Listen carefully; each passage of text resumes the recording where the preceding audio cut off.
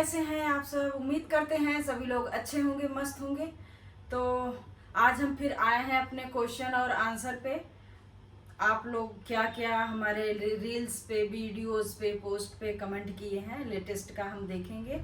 और उसमें से कुछ कुछ लोगों के जो भी आप लोगों ने पूछा हुआ है उसका हम जवाब देने की कोशिश करेंगे। तो हम ओपन कर लेते हैं। कल शाम में तो कल मैं एक बैंक का जो अनुभव था मैंने एक पोस्ट के माध्यम से लिखा था, मैं उसी से स्टार्ट करती हूँ। उस पे एक लोगों ने बोला है, शायद ये हो सकता है काम वाम करते हों बैंक में। मैंने जबकि उसमें लिखा भी था कि अगर जो लोग हों तो मतलब ये सभी के लिए नहीं है, कुछ कुछ एक्सपीरियंस गड़बड़ होते हैं तो एक बात होती है। लेकिन फिर भी अब इतने समझदार हैं कि इन्होंने कमेंट भी कर दिया है तो मेरा पढ़ना भी बनता है। ओमचंद्र शुक्ला जी लिख रहे हैं कि सभी बैंक कर्मचारियों के ऊपर आप उंगली नहीं कर सकती। आंधी तूफान और सर्दी, हम अपनी शाखा में समय से पहुंचते हैं और सभी ग्राहक का मनोदशा देखकर कार्य करते हैं। तो मैंने भी लिखा था कि आप व्यक्तिगत मत लीजिएगा, फिर भी आप हर्ट हो गए इतने समझदार होने के बाद भी। ठीक है, हर विभाग में सारे लोग एक जैसे नहीं होते हैं, लेकिन जो भी सरकारी डिपार्टमेंट है, जैसे बैंक का अनुभव मैं शेयर की हूँ, तो मैं उस बैंक में जब जब मेरी प्रॉब्लम हुई है, मुझे कहते हैं ना कि आप समस्या बता रहे हो, सामने वाला बिल्कुल आपको सुन नहीं रहा है, उस टाइप का। तो आपको इतना ज़्यादा दिल पे लेने की ज़रूरत नहीं है। अगर आप अच्छे से काम कर रहे हैं तो खुश होइए ना, आपके लिए मैसेज नहीं है। इसी पे एक लोग और लिख रहे हैं, मनमोहन यादव जी लिख रहे हैं कि सरकारी कर्मचारी प्रतिदिन इसलिए काम पर आते हैं कि उनकी सैलरी मिलती रहे, वरना वो लोगों का काम करने का कोई मन नहीं होता। जिस दिन उनको यह एहसास हो जाए कि सैलरी तो उनको जीवन यापन के लिए काम तो करना है, तो काम करने में उनका मन लगेगा, जैसा कि जापान में होता है। कुछ निर्धारित होना चाहिए। इस तरह से बेतरतीबी ना बड़ा मतलब दिक्कत देती है जो भी कस्टमर लोग होते हैं। जैसे कल इस चक्कर में मेरा मतलब 1.5-2 घंटे के आसपास बर्बाद हुआ, जबकि काम सिर्फ 15-20 मिनट का था। और क्या कह सकते हैं ऐसे लोगों के लिए।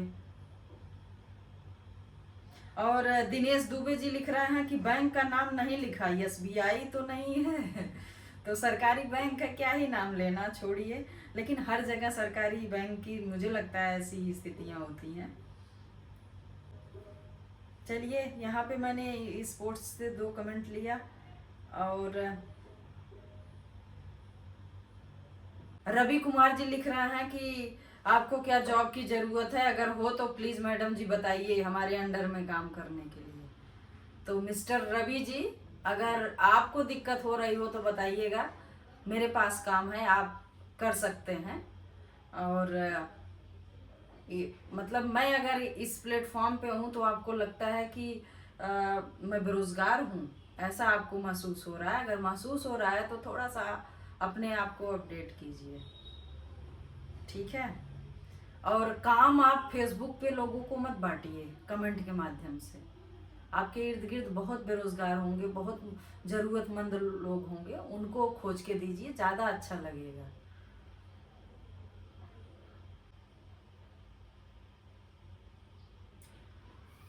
और एक मैंने कुछ पोस्ट लिखा हुआ था, उस पे अंकित पाल जी लिख रहे हैं कि बहुत सुंदर कहा मनीषा यादव जी, आपकी जितनी तारीफ की जाए उतना ही कम है। सोच अच्छी है, कीप ग्रोइंग। फिर लिख रहे हैं कि वैसे आपका प्रोफेशन क्या है मैडम। तो प्रोफेशन अगर मैं यहाँ पे हूँ तो आपको पता लग गया होगा कि मेरा प्रोफेशन क्या है। फिर भी अगर नहीं समझ में आ रहा है तो समय के साथ जुड़े रहिए, आपको समझ में आ जाएगा।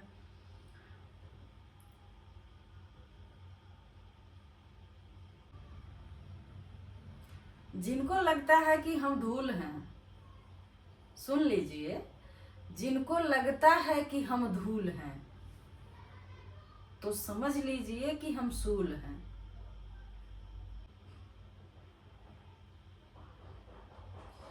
मनोज यादव जी लिख रहे हैं, you always perfect in every situation.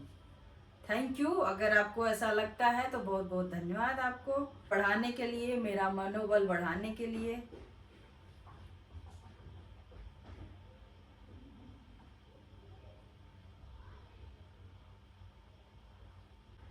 Anil Kumar ji लिखते हैं कि जी निश्चित रूप से आप अपने मृदुभाषी स्वभाव से तरक्की तो कर ली है।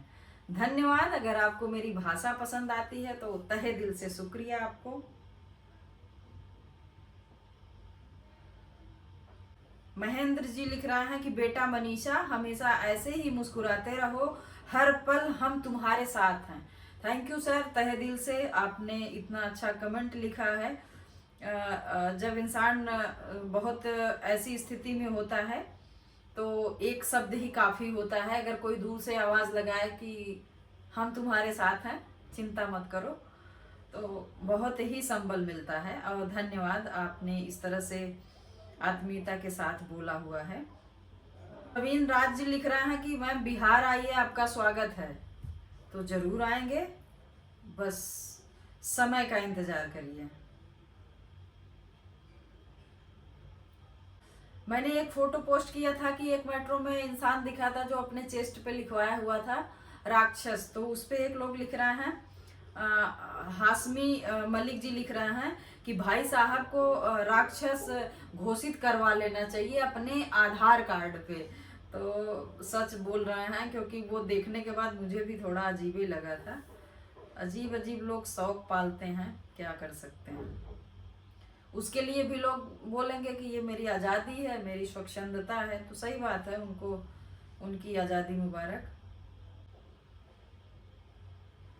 तो ये कुछ आपके कमेंट हैं जिसको मैं कोशिश करी हूँ कि पढ़ लूँ थोड़ा सा। और भी चीज़ें हैं जैसे कर सकते हैं, लेकिन टाइम का अभाव है तो बहुत ज़्यादा नहीं हो पाता है। ठीक है, कोई दिक्कत नहीं है। आप लोग ढेर सारा प्यार दीजिए, इंस्टाग्राम को भी बहुत जल्दी आप लोग ग्रो कराइए, ताकि मैं कुछ अच्छी चीज़ें कर सकूं। क्योंकि सारी चीज़ें अगर मेंटेन रहेगी तो मुझे जो भी मैं अपना सोच रही हूँ वो बहुत बेहतर तरीके से हो पाएगा। उस पे भी क्योंकि अभी कुछ वर्क करना है मुझे, जो कि कंप्लीट नहीं है। तो वो जैसे ही कंप्लीट होता है तो फिर मैं आप लोगों के बीच में कुछ ऐसा स्टार्ट करने वाली हूँ जो आप लोगों को बहुत पसंद आने वाला है। तो ठीक है, आप लोग का कुछ कमेंट ही ले पाए हैं। आप लोग ज़्यादा से ज़्यादा अपने कमेंट को रेज करिए हमारे रील्स, हमारे पोस्ट पे, ताकि हम जब भी ये क्वेश्चन आंसर का वीडियो शूट कर रहे हो तो आपके सारे क्वेश्चन और जो भी आपके कमेंट हो उसके आपको जवाब मिल जाए, और आपका अपना नाम आएगा तो आपको अच्छा लगेगा। तो इसलिए आप लोग ज़्यादा से ज़्यादा कमेंट करिए। इस वीडियो पे भी आप कमेंट करेंगे तो मैं कोशिश करूंगी कि जो नेक्स्ट वीडियो शूट करूंगी उसमें ज़रूर आप लोगों का कमेंट मेंशन होगा इस वाले वीडियो का। अगर आप लोग फेसबुक पेज पे देख रहे हैं तो फॉलो करके जाइएगा। अगर आप यूट्यूब चैनल पे हमारे देख रहे हैं तो वहाँ भी थोड़ा सा प्यार बरसाते हुए जाइएगा। आप लोगों के सहयोग प्यार की वजह से मुझे इतना सुकून मिल रहा है जिसको मैं शब्दों में बयान नहीं कर सकती हूँ। तो ऐसे ही प्यार सपोर्ट बनाए रखिएगा। ठीक है, मिलते हैं आपको फिर से एक नए वीडियो में। तब तक के लिए शुक्रिया।